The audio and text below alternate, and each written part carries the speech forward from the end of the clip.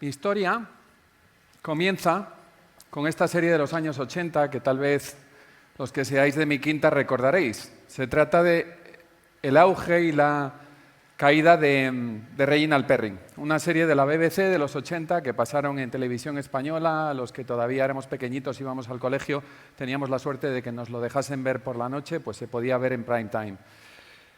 La caída y el auge de Reginald Perrin narraba la historia de un banquero británico que dejaba su trabajo en la banca e invertía todos sus ahorros en montar una empresa. La empresa consistía en una tienda de basura, donde vendía basura. Vamos a ver qué tal le iba.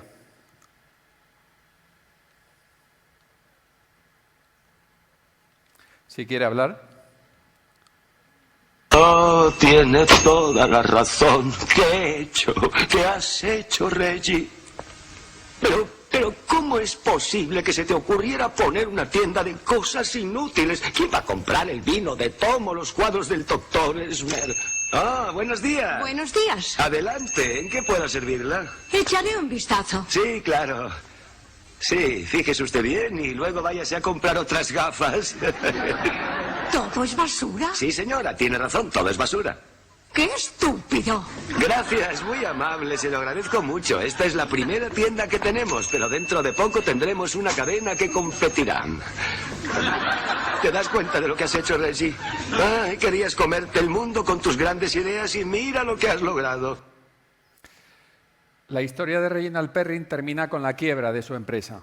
A pesar de haber invertido los ahorros de toda su vida, a pesar de su esfuerzo denodado, extenuante, al final termina cerrando sus tiendas de basura. Me gustaría hablaros ahora de un segundo empresario, en este caso un joven empresario español, que con un brillante expediente académico, ¿no? Alguien con un background tal vez parecido al vuestro, una carrera de administración de empresas en una prestigiosa escuela de negocio, su máster y también 15 años de experiencia empresarial. Él era el número 2 de una de las grandes agencias de publicidad de este país y de repente en el año 2005, por la razón que sea, le da la venada de montar este restaurante, que era un restaurante de comida rápida, especializado en comida rápida y natural. Estaba en Fernández de la Hoz por Chamberí, tal vez alguno incluso hayáis comido en él, se llamaba Pause. Lo petó en 5 meses. Llegaban a poner unas 200 comidas diarias hasta el punto de que varios clientes se aproximaron a él un día, le ofrecieron ampliar capital, inyectaron capital en la empresa. En 2006 montaron un segundo restaurante y en 2007 montaron un tercer restaurante. Parece que estamos hablando de una historia de éxito y, sin embargo, lo que nuestro joven empresario no podía imaginar en aquel momento, en el momento de ampliar, de desarrollarse y de montar esos 2 restaurantes adicionales, es que esos restaurantes, teóricamente situados en mejores ubicaciones que el primero, nunca consiguieron obtener beneficios y terminaron lastrando la empresa hasta que tuvo que cerrar. En el año 2008, un banco decidió no renovarles una línea de crédito de unos 120.000 euros y eso significó la extinción de la empresa. Game over, como veis ahí, ¿no? Se había finalizado la partida para el empresario y el resultado de la partida significó tener que cerrar 3 centros de trabajo, tener que despedir cerca de 30 empleados, nada agradable, por supuesto, tener que devolver a un banco 300.000 euros de deuda y, sobre todo, la deuda emocional que contrajo porque poco después de cerrar los restaurantes le diagnosticaron síndrome de fatiga crónica. Como os estaréis imaginando, ese segundo joven empresario del que os estaba hablando soy yo y fui yo el que tuvo que cerrar los 3 centros de trabajo, el que tuvo que despedir a 30 personas, palmar 300.000 euros vendiendo mi casa y, bueno, siendo diagnosticado con una enfermedad que afortunadamente conseguí superar. Lo verdaderamente importante para mí, tras pasar por esa historia, fue intentar hallar respuestas, y game over, que es esa palabra que habéis visto en una de los slides anteriores, es el título del primer libro que escribí, buscando precisamente esas respuestas sobre por qué yo había fracasado, ¿no? A pesar de que había dado lo mejor de mi vida y lo mejor de mis conocimientos y lo mejor de mi esfuerzo en llevar a la empresa a buen término. La historia empieza con este niño de 10 años, que muchísimos años antes de que yo sufriese ese tremendo fracaso empresarial, probablemente no imaginaba lo que le iba a estar pasando. El padre de ese niño, mi padre, se llama José. Le llamamos Pepe, ¿no? Es, yo creo que de lejos, y lo digo con orgullo, la persona más admirada de la familia. Él comenzó trabajando en un puesto de trabajo manual en los astilleros Bazán de Ferrol y con el objetivo, su objetivo de darnos una mejor vida a mi madre, a mi hermano y a mí, comenzó a estudiar. Simultaneó los estudios de bachillerato con su trabajo en Bazán, más tarde con su carrera de náutica y luego empezó a navegar por todo el mundo como jefe de máquinas de la Marina Mercante. Nos dio un ejemplo a toda la familia de la tan cacareada cultura del esfuerzo, ¿no? Mi padre era un currante, trabajaba como una bestia. Y por si yo tenía alguna duda al respecto, él se encargó de inocular en mí la misma cultura del esfuerzo.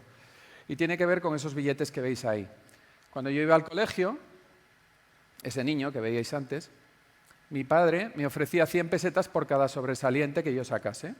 Es decir, más esfuerzo, más sobresalientes, más pasta. Y ese niño que habéis visto antes, así como bastante rollizo y con un poco de cara de capullo, tal vez, era bastante codicioso porque realmente sus notas casi siempre tenían que ver con esto, ¿no? En definitiva, así crecí, mi mente estaba programada de esta manera. Éxito es igual a esfuerzo. Había una proporcionalidad, era un axioma. Tanto esfuerzo pones, tantos resultados consigues, tanta recompensa obtienes, ¿no? Y esto siguió siendo así durante muchísimos años. Fue así en el colegio, fue así en la universidad e incluso en mi primer trabajo en una agencia a la que quiero muchísimo llamada Leo Burnett. Yo entraba a trabajar a las 9 de la mañana, tal vez el primero, y salía muchas veces a las 9 o 10 de la noche. Los jefes top en la agencia no podían dejar de verlo. Yo creo, hoy día pienso que tal vez ni siquiera sabían lo que estaba haciendo en la agencia, pero como parecía que yo curraba mucho, realmente me iba bien allí dentro, ¿no? Así que la fórmula funcionaba fantásticamente bien. Durante 30 años de mi vida no falló en ningún momento, ¿no? Pero lo que vengo a contaros hoy es que esa fórmula, que por supuesto volví a aplicar porque siempre me había funcionado en el contexto académico, incluso en el contexto laboral, dejó de funcionar el día que yo metí la llave en la cerradura, el día 1 de nuestra actividad empresarial con los restaurantes, y abrí las puertas de ese primer restaurante, ¿no? Y el motivo por el que dejó de funcionar es que mi trabajo se parecía a esto, ¿no? Un hombre orquesta. Los hombres orquesta, alguno habréis visto por ahí, me imagino, pues combinan instrumentos de viento, de cuerda, de percusión.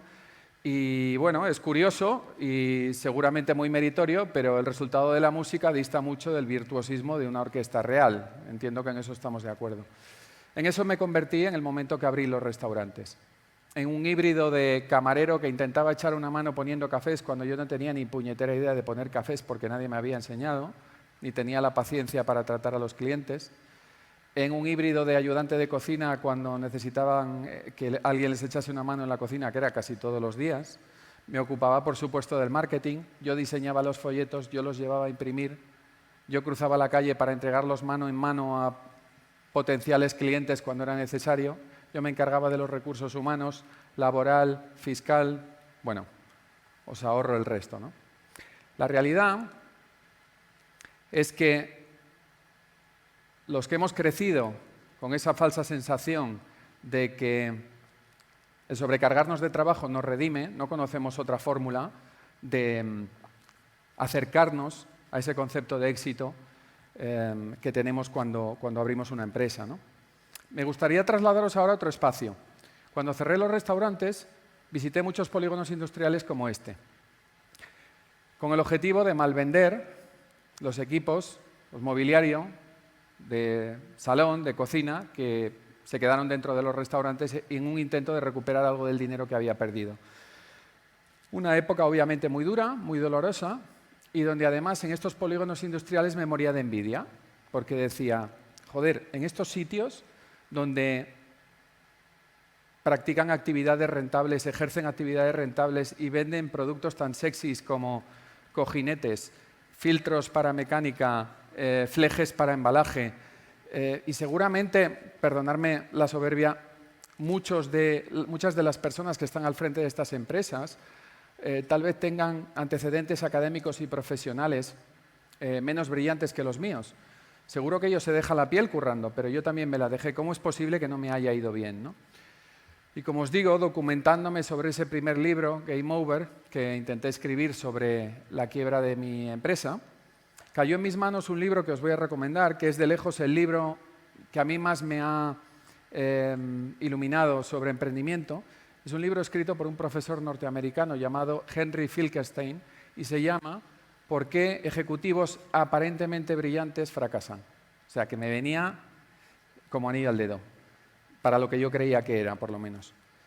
El libro es un resultado de haber entrevistado a 2.000 personas durante 6 años, la mayoría de los cuales fueron ejecutivos expuestos a quiebras empresariales o al menos a quiebras de unidades de negocio dentro de grandes corporaciones. Y fijaos, los motivos de las quiebras, según él consiguió demostrar empíricamente, rara vez tienen que ver con factores exógenos, es decir, la crisis de las hipotecas subprime, la inflación, el precio del dinero, etcétera, sino con factores endógenos, y en concreto con 2. Uno es el ego desmedido del empresario, que no sabe reconducir su camino a las primeras que le van mal. Y segundo, es precisamente, y esto sí fue un hallazgo, esa falsa sensación de omnipotencia que nos da a los que estamos orientados a las tareas y no tanto a los objetivos, el estar currando mucho, ¿no? Currar mucho me redime. Es una salvación, pase lo que le pase a la empresa. Si curro mucho, no podré arrepentirme después. Este señor es Ruiz Ricardo, un economista del siglo XIX que formuló la ley del rendimiento decreciente. Los que hayáis estudiado economía lo recordaréis. Tiene una aplicación práctica a la experiencia personal de emprender, yo creo. Y es darnos cuenta de que los que acumulamos tareas, por eso, porque nos han educado de esa forma, lo hacemos o bien por esa soberbia de que pensamos que lo vamos a hacer mejor que los demás, ¿sí? O bien, como mínimo, porque quiero ahorrarme pasta, no contrato gente si sus tareas las puedo hacer yo, ¿no? Eso es una chorrada como un piano. Una chorrada como un piano. La ilusión que derrochamos en los momentos anteriores al éxito, lo podéis ver ahí en el gráfico, antes del momento cero estoy de apertura del negocio, estoy henchido de emoción. En el momento en que me sobrecargo de tareas, se diluye esa ilusión e incluso mi rendimiento puede llegar a colapsar. Hay un efecto médico, que no es una invención de los libros de emprendimiento, sino un síndrome estudiado por la medicina, que se llama burnout y que tiene que ver con la acumulación de tareas, ¿no? Esto, en mi caso, como os decía antes, derivó en síndrome de fatiga crónica del que afortunadamente me repuse unos años después. Por lo tanto, nos engañaron, nos contaron una milonga gigantesca. Les perdonamos porque lo hicieron para ilusionarnos y para motivarnos cuando éramos niños. Pero lo que vengo a contaros hoy es que, y no es solo fruto de la experiencia personal, es que me jugaría unas cañas con vosotros, si queréis nos las tomamos luego, a que este axioma supuestamente exacto que equipara éxito con esfuerzo no se cumple en ninguna empresa. Y no se cumple porque es falsa la analogía entre el ámbito académico y el ámbito empresarial. El éxito no es un punto N en el mapa al que yo voy a llegar. No es un mes, no es una fecha en el calendario en el que yo voy a forrarme y me voy a ir de fiesta. El éxito no es un objetivo en pos del cual me tenga que desgastar durante 15 horas diarias trabajando. Estoy llegando al final y utilizo el final de la serie Reginald Perrin. En ella, lo que hace Reggie, cuando ya ha quebrado, angustiado, agobiado por las exigencias de su familia burguesa de clase media británica, lo que hace es que se pira a una playa del sur de Inglaterra, de estas playas desiertas porque hace un tiempo de mierda y no va nadie, sí, y abandona parte de su ropa y finge su suicidio con el objetivo de pirarse y empezar una nueva vida, ¿no? Dios me libre de estar incitando al suicidio a cualquiera de vosotros, ojalá no, que estéis pasando por un mal momento empresarial o vayáis a pasar, pero yo creo que sí es el momento de añadir, me perdonáis, mi modesto granito de arena que viene de mi experiencia personal, no de leer libros ni de graduarme en ninguna universidad, sobre que el éxito es un camino y no un objetivo. Permitidme que os cuente que poquito después de cerrar los restaurantes monté una agencia de contenidos de marca, que es a lo que todavía me dedico. Hace 5 años tuvimos una crisis muy seria. Sabéis que las empresas de servicios, cuando están en una fase incipiente, es relativamente común que dependan de su facturación de poquitos clientes, ¿no? A veces un cliente puede hacer un 50 o un 60% de facturación. Si lo pierdes, estás jodido, ¿sí? Lo perdimos. En ese momento vi claramente que yo quebraba mi segunda empresa. O sea, no sé si batía un récord de algún tipo, pero me preocupé seriamente. Hicimos 3 cosas. Desgraciadamente tuvimos que desprendernos de parte del personal. En segundo lugar, simplificamos servicios, segmentar, aunque dé un poquito de vértigo, especializarse. Trabajéis en el segmento, en el sector que trabajéis, eso os lo recomendaría siempre. Y 3, me tuve que separar del que era mi socio, una decisión dolorosa porque era un amigo de la infancia.